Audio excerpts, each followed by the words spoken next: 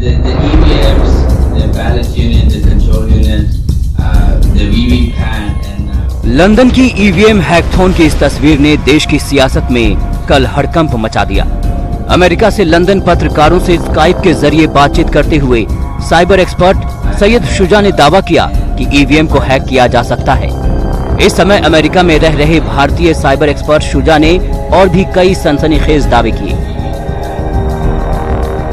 शुजा का दावा है कि गोपीनाथ मुंडे और गौरी लंकेश ईवीएम हैकिंग को उजागर करने वाले थे, इसलिए उनकी हत्या हुई। शुजा के मुताबिक 2014 के आम चुनाव से लेकर दिल्ली के विधानसभा चुनाव में ईवीएम से गड़बड़ी की गई थी। उसने कहा कि राजस्थान, छत्तीसगढ़ और मध्य प्रदेश में बीजेपी इसलिए हारी क्योंकि उसकी टीम ने हैकिंग की कोशिश को इंटरसेप्ट कर लिया था। शुजा के मुताबिक वो खुद ईवीएम की डिजाइनिंग में शामिल था।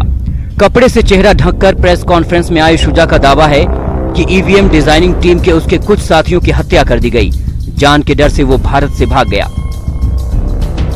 They intercepted the transmission in Madhya Pradesh. They intercepted the transmission in Rajasthan. They intercepted the transmission in Chhattisgarh, and we managed to stop possible interchanging of data in emails.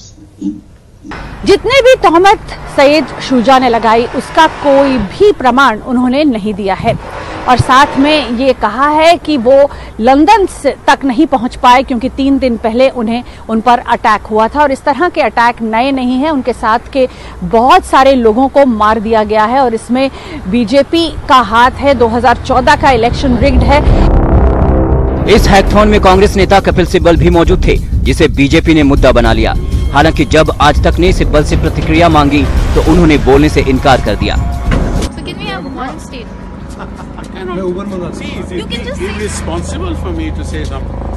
London के इस hackathon के बाद EVM को लेकर कांग्रेस ने फिर से हमला तेज कर दिया। हालांकि बीजेपी भी पलटवार करने में पीछे नहीं रही। 100% मशीनों में पेपर ट्रेल की व्यवस्था है वीवीपीएटी की, तो आप उसको 2-3% आंशिक रूप से इस्तेमाल क्यों करते हैं सैंपल चेक के लिए? ये जो पूरी प्रक्रिया रही है हमेशा से बीजेपी की कि संदेश को भुला दो, झुटला दो, बहका दो और संदेश देने वाले पे आक्रमण करो, आघात करो, उस पर दोषारोपण करो, उस पर उंगली उठाओ, जिससे कि कहीं ना कहीं संदेश गुम जाए।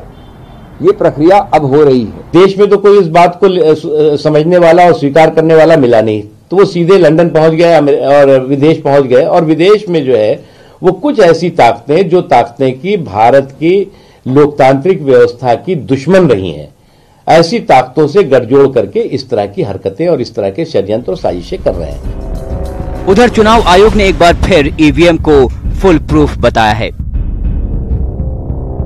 चुनाव आयोग ने कहा है कि वो इस मामले में कोई पार्टी नहीं बनना चाहती है।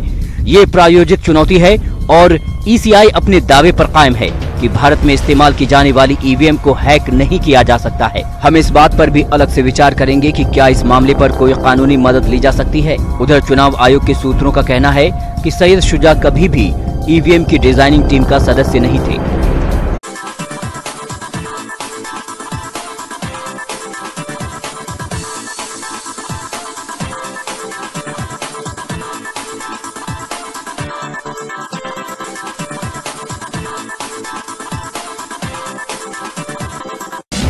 CIB न्यूज़ हर समय आपके साथ।